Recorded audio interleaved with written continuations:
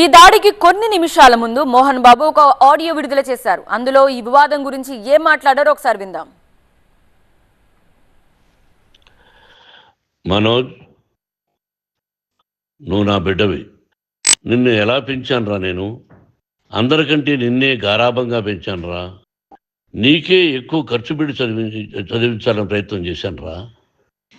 నువ్వు ఏది అడిగినా నేను నీకు ఇచ్చానురా. బిడ్డల గుండెల మీద తంతారంటారే, అలా తన్నేవరా.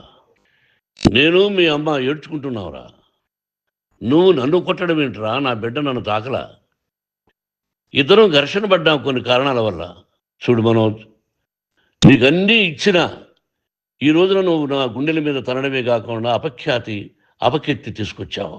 నువ్వు నటుడుగా ఎంతో గొప్పవాడివి. తాగుడు కలవాడబడి నువ్వు నీ భార్య ఇంట్లో బిహేవ్ చేస్తున్న విధానం ఓఎస్ఎస్ ఫర్టిలిటీలో సైన్స్ ఇంకా ఓఎస్ఎస్ హెల్ప్ తో ఎందరి కలలు నిజమయ్యాయి. In the good hands of science. Mummy daddy అవ్వాలంటే ఓఎస్ఎస్ కి కాల్ చేయండి. ఆ భగవంతుడు సర్వేశ్వరుడు తెలుసు. ఎందుకు ఇంట్లో ఉండే పని వాళ్ళందరినీ కొడుతున్నావు? ఆ పనివాడిని కొట్టడం చాలా మహాపాపంరా. సినిమా ఇండస్ట్రీలో మోహన్ బాబు కొడతాడు తిడతాడు అంటే అది షూటింగ్లో జరిగి ఉండొచ్చేమో, కానీ ఇంట్లో ఉండి 10 సంవత్సరాల నుంచి 20 సంవత్సరాల నుంచి పనివాళ్ళు ఉన్నారు. నేను ఇంట్లో లేని సమయంలో వాళ్ళందరినీ కొట్టి వాళ్ళ ఫోన్ లాక్కొని ఒకడైతే చచ్చిపోవాలి, వాడు పోలీస్ కంప్లైంట్ ఇచ్చి ఉండొచ్చు. నేను వద్దు అని వాడిని బతిమాలాడు. పోలీస్ కంప్లైంట్ కూడా ఇవ్వలా. ఇంకైనా నువ్వు నీ భార్య మారి బయట ఉండండి రా అన్నాను నేను. లేదు డాడీ, తప్పు చేయలేని ఒకసారి వచ్చావు, మళ్ళీ తప్పు చేశావు, మళ్ళీ వెళ్ళావు, మళ్ళీ ఈసారి తప్పు చేయనన్నావు. ఏమండి వీడు తప్పు చేయడం అని మీ అమ్మ చెప్పింది. ఇంట్లో పెట్టుకున్నా. మళ్ళీ నువ్వు చేస్తున్నది, ప్రతిరోజు నువ్వు తాగుతున్న విధానం నేను నీకు చెప్తున్నా. ఇంతటితో పులి స్టాప్ పెట్టాలా. ఈరోజు నువ్వు చేసిన విధానం ఏమిటి? నువ్వే ఒకప్పుడు నాకు ఇవి ఏమొద్దు నేను యాక్టింగ్ అన్నావు.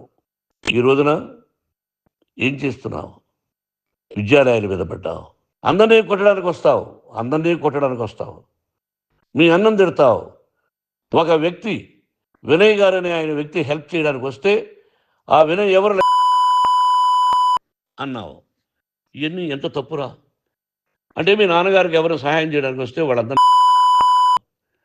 చంపేస్తానంటావు. మీ అన్నను చంపేస్తానన్నావు. చంపరా చూద్దాం మీ అన్న.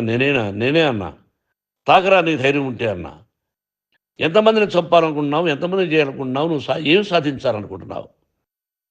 ఈ ఇంట్లోకి అడుగు పెట్టడానికి నీకు అధికారం లేదు. ఇది నా కష్టార్జితం. మోహన్ బాబు తిడతాడు కొడతాడంటారు కానీ మోసగడనం లేదరా. నువ్వు నా పరువు ప్రఖ్యాతులు మంట కలిపావు. ఏమిటి నేను చేసిన అన్యాయం? నీకు జన్మనిచ్చాను. ఇది నా ఇల్లు అన్నావు. నువ్వు నీ ఇల్లు కాదు. నా కష్టార్జితంలో నేను పిలిస్తేనే మీరు ఇంట్లోకి రావాలి. అటువంటిది పోగొట్టుకున్నావు నువ్వు.